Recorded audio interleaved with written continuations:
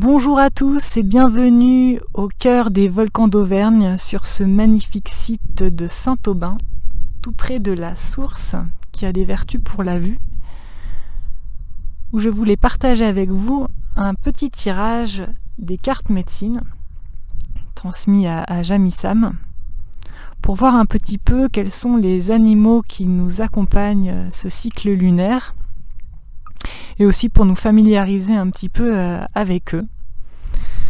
Voilà, pour ce moment, je vous présente ce magnifique hocher avec ce cœur qui représente l'amour inconditionnel de celle qui aime toute chose, qui a été fabriqué par Louisa, que j'ai rencontré au festival du chamanisme avec Diana.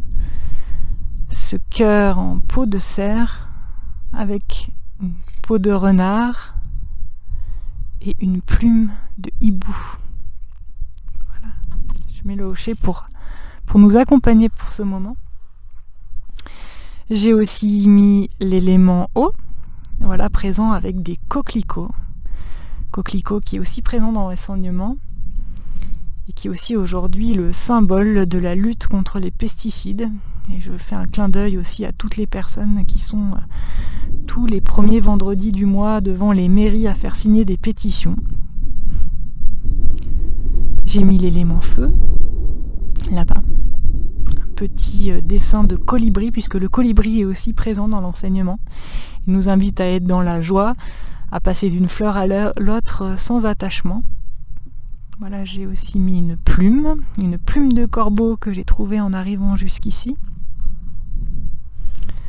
avec des framboises fraîchement cueillies. Les framboises qui nous rappellent que la terre nous aime tous inconditionnellement et nous couvre de cadeaux pour donner du plaisir à tous nos sens, ainsi que nos plaisirs gustatifs. Il y a là-bas l'élément air qui est représenté. J'ai aussi représenté l'élément terre. Et puis la couleur or, avec des minéraux de celle qui aime toute chose, couleur jaune or. Voilà, représenté ici. Voilà, donc nous allons commencer ce tirage avec la direction de l'Est, là où le soleil se lève. Et nous avons le cougar. Alors l'Est, c'est le chemin de l'illumination. Donc pour nous aider sur ce chemin, il ne faut pas avoir peur de se lancer dans des projets et guider les autres, être sur le chemin de guider les autres. Et même si parfois, c'est pas toujours dans l'harmonie que ça se fait. On ne peut pas plaire à tout le monde quand on commence à prendre sa place et on peut éclabousser les autres. Donc il faut accepter des fois de ne pas être toujours aimé par tout le monde. Et puis aussi de mettre l'harmonie dans la tribu entre tout le monde. C'est pareil, c'est pas toujours facile, donc voilà, accepter que des fois dans la tribu où il y en a qui se fâchent, voilà, ça fait partie aussi du chemin. Mais ça ne doit pas empêcher de devenir un leader. Voilà, ensuite la direction, hop, qui nous aide donc du coup, voilà, sur la direction du sud. Voilà, c'est l'enfant intérieur, le sud. Alors ici, c'est l'élan, et l'élan, c'est l'endurance. Il sème son prédateur en gardant le rythme, en n'arrêtant jamais d'avoir le même rythme. Donc attention aux coups d'accélération et à l'inégalité parfois dans notre relation avec notre enfant intérieur. Plutôt régulier, dans le même rythme.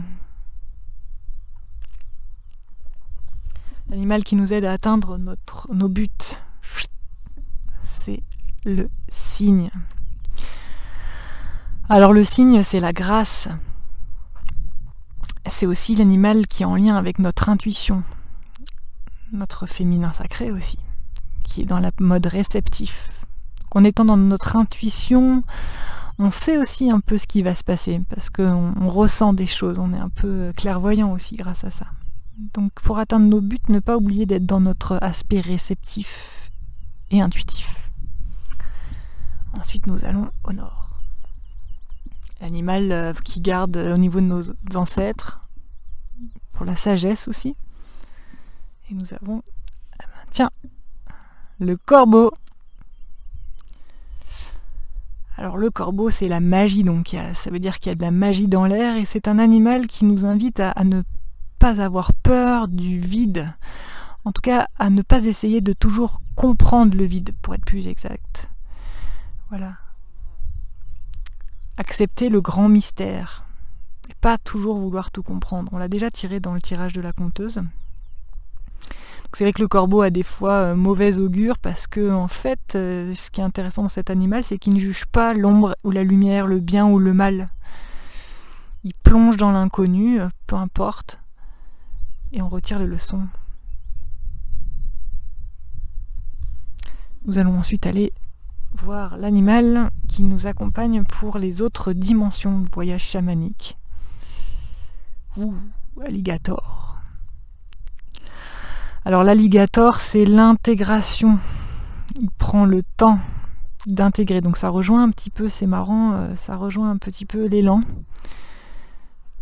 L'alligator, il savoure chaque instant et de là où il en est. Donc il n'est pas en train de se dire ouais, c'est se précipiter. Oui, il y a une idée de ne pas se précipiter. Un petit peu comme l'élan en fait.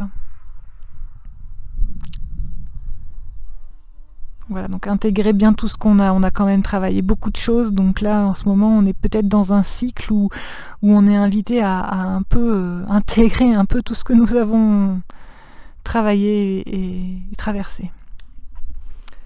Nous allons ensuite aller voir l'animal qui nous aide à garder les pieds sur terre, et nous avons le saumon, magnifique animal avec un très beau message. Donc le saumon retourne à la source, toujours, il sait d'où il vient. Donc peut-être que pour garder les pieds sur terre, c'est important de ne pas nous oublier d'où nous venons, au niveau de la pleine conscience. Et même si des fois on est à contre-courant, pour remonter et qu'on voit les gens partir dans l'autre sens qui expérimentent, c'est important de ne pas oublier nous. Voilà, où est notre source. Ensuite, animal qui protège notre espace intérieur. Nous avons Monsieur Castor, qui ressort là, qu'on a déjà tiré aussi pour la conteuse, mais plus au niveau de l'illumination. Alors le castor, c'est un bâtisseur. Et là, c'est intéressant parce que c'est au niveau de notre espace intérieur. Donc, quelque part, il nous demande de mettre à exécution nos projets, mais en nous-mêmes, pas en relation avec l'autre. Ça rejoint un petit peu aussi le cougar. C'est-à-dire, bon, ben, il n'y a personne autour de nous qui a envie de le faire, ben c'est pas grave, nous on a envie de le faire, ben on se lance, on met la première pierre, on monte le premier bout de bois de barrage, et puis bah, peut-être que petit à petit, bah, il va peut-être avoir d'autres personnes qui vont avoir envie de nous suivre. Mais pas passer par l'extérieur, hein. Commencer par soi. Ensuite, nous allons voir l'animal qui protège notre aspect féminin. Et le renard ressort aussi. Le renard qui est très très très présent en ce moment. C'est sur notre masculin et c'est marrant aussi parce que ça nous demande d'être dans le camouflage, c'est-à-dire beaucoup plus dans la discrétion en fait, de pas être dans le côté clinquant, m'as-tu vu. C'est un animal intelligent parce qu'il observe. Et parce qu'il sait aussi disparaître sans qu'on le remarque. Donc il est aussi chef de famille, donc il a aussi une relation avec la tribu, qui est bon père de famille, bienveillant. Mais s'il est bienveillant, c'est parce qu'il sait observer.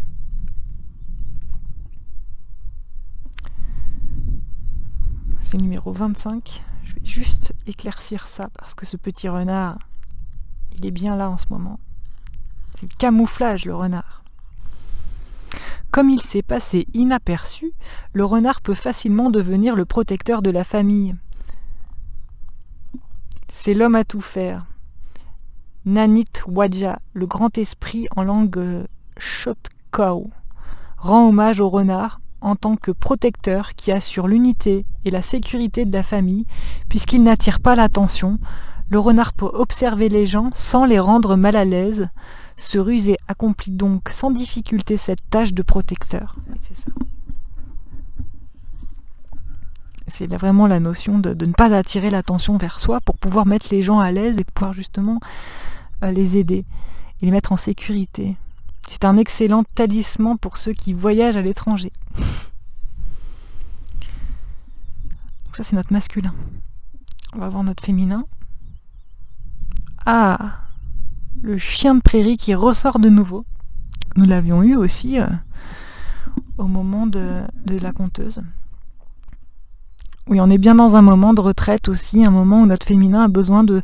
Ça rejoint l'intégration aussi de tout ce qu'on a vécu là et dans l'énergie de celle qui aime toute chose, qui quand même plonge comme le corbeau dans le vide de l'inconnu. Enfin, ça c'est plus la panthère noire, là, ça, mais vraiment qui en tout cas n'essaie pas de comprendre le grand mystère et se repose un peu en fait, prend du temps pour plutôt plonger en soi-même. Et puis c'est comme ça que celle qui aime toute chose nous apprend à nous aimer nous-mêmes. Voilà. Pour vraiment s'aimer soi-même, c'est important de se rencontrer soi-même et ça demande aussi cet espace de découverte. Voilà. Je vous souhaite donc un très bon cycle lunaire, une très belle pleine lune, avec celle qui aime toute chose et ses merveilleux enseignements.